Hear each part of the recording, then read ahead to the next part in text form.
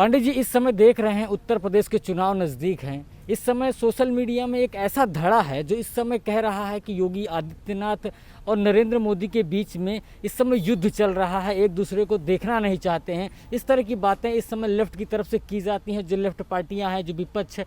आखिरकार नरेंद्र मोदी और योगी आदित्यनाथ को लड़ाकर क्या करना चाहते हैं ये लोग?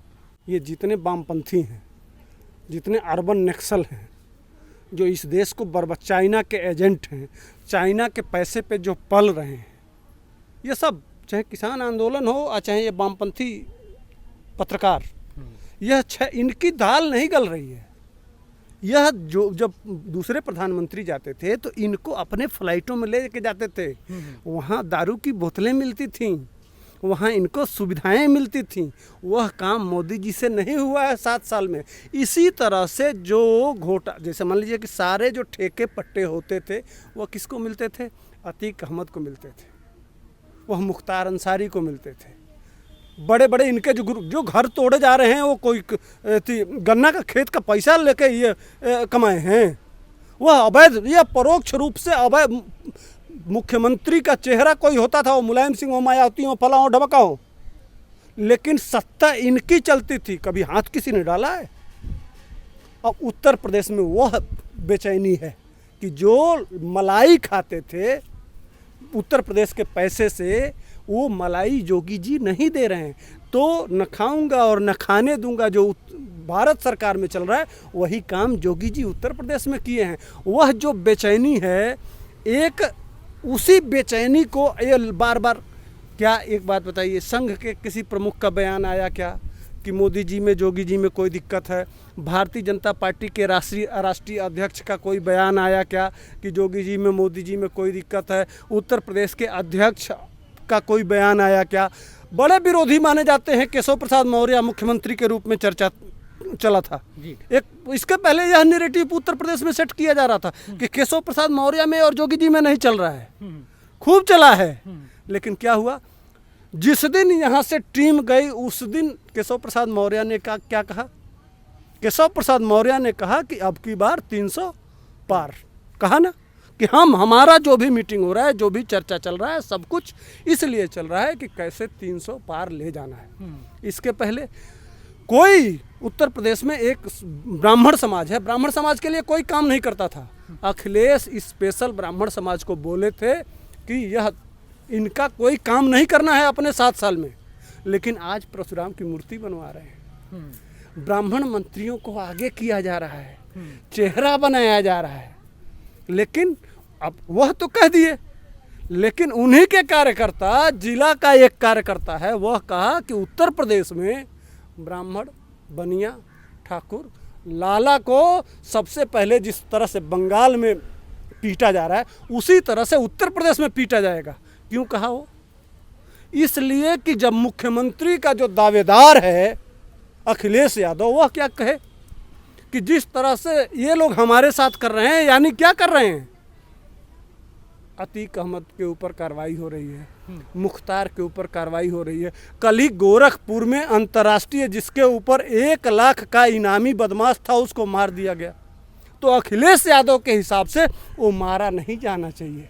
यही नहीं बताना चाहते हैं। दूसरा क्या हो रहा है उत्तर प्रदेश में? कौन सा लॉ एंड ऑर्डर की व्यवस्था जितनी अच्छी, जितने अपराधियों को अपराधी आके अगर थानों में कह रहे हैं कि मुझको जेल भेज दीजिए, यह करना अखिलेश यादव जी गलत है। कि आप कह रहे हैं किसके साथ? आपके खिलाफ कोई मुकदमा कायम हुआ क्या? आपको जेल भेजा गया क्या?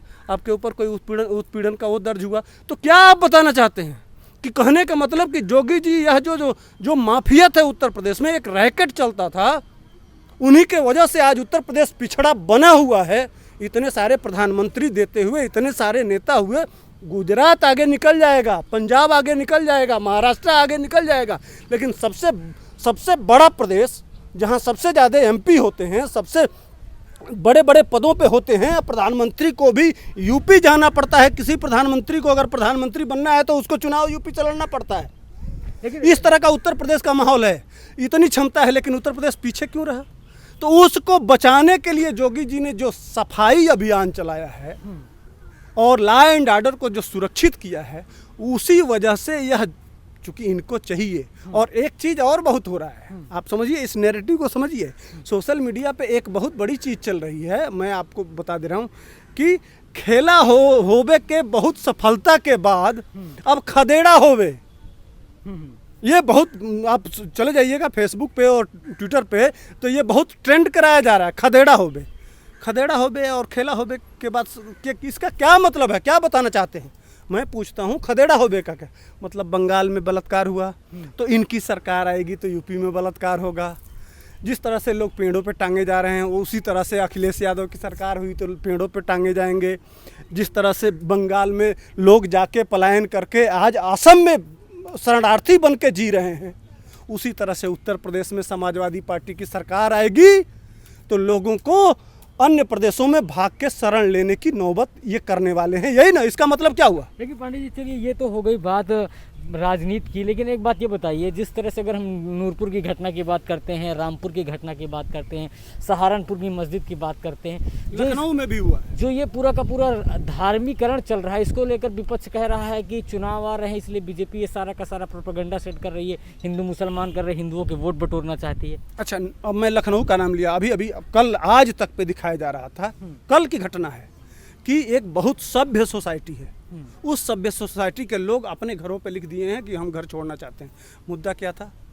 उसके पीछे एक विशेष समुदाय के लोगों की झुग्गी बस्ती है और वो लड़के आके उन सभ्य सोसाइटी के लड़कियों के साथ छेड़छाड़ करते हैं। ये आज तक दिखा रहा है, बड़े चैनल दिखा रहे हैं, और वो घर छोड़ना चाहते हैं। तो उनके खिलाफ कार्रवाई होनी चाहिए कि नहीं? क्या वो समझिए इस चीज़ को। तो उसमें जोगी जी का क्या योगदान है? 18 बच्चा पैदा करोगे, सड़क पे जब रहेंगे नाजायज़ के तौर में, उनको सुविधा नहीं दोगे तो वो छेड़ेंगे नहीं, वो गलत काम नहीं करेंगे।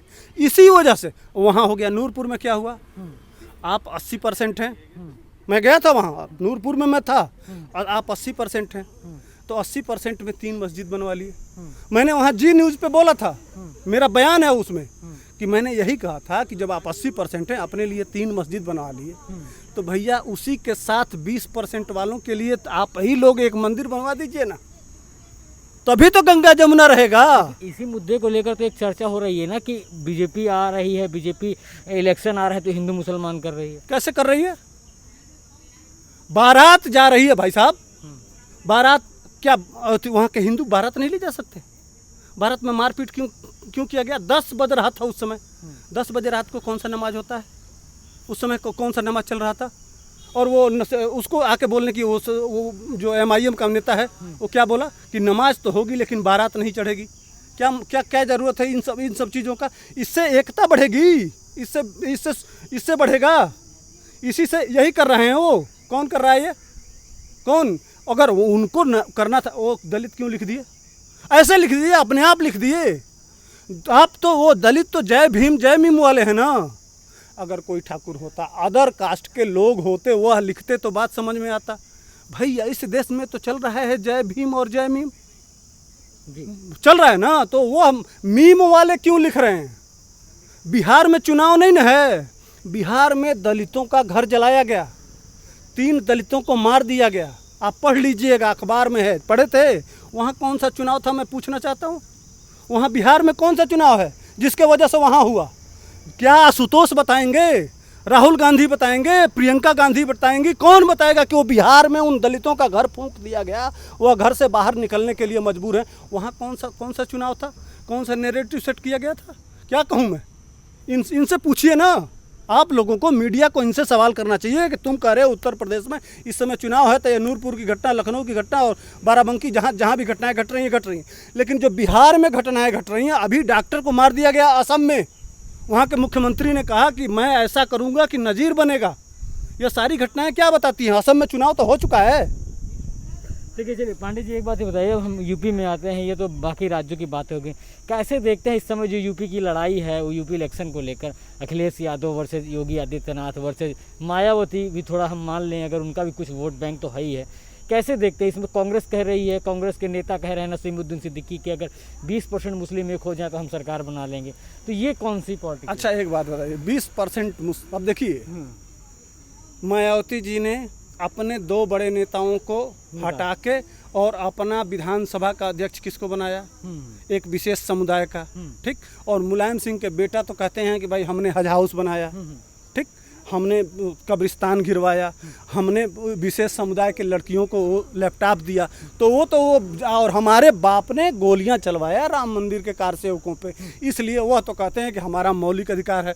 बहन जी उसी वोट को चाहती हैं। अब केजरीवाल तक वहाँ जाना चाहते हैं, तो इन्होंने भी यहाँ कितने डॉक्टर मरे, कितने डॉक्टर मरे दिल्ली में? 104, ठीक। 104 में यह कहे थे उस समय केजरीवाल जी कि जितने लोग डॉक्टर माने इसेंशियल सर्विस वाले जो मरेंगे उनको 1 करोड़ देंगे, लेकिन किसको दिए? एक व्यक्ति को, सिर्फ एक डॉक्टर को। यह उत्तर प्रदेश में यह भी बताना चाहते हैं। अब समझिए, यह सारे लोग उसी 20% के वोट को लेना चाहते हैं, तो भैया 80% वाले क्या करेंगे? आप लोगों के इस करनी को देख नहीं रहे हैं, आप लोगों के इस कुकर्म को देख नहीं रहे हैं। उनको क्या करना चाहिए? आप लोग जब इस तरह का नैरेटिव अभी से सेट करेंगे तो बाकी लोग क्या करेंगे?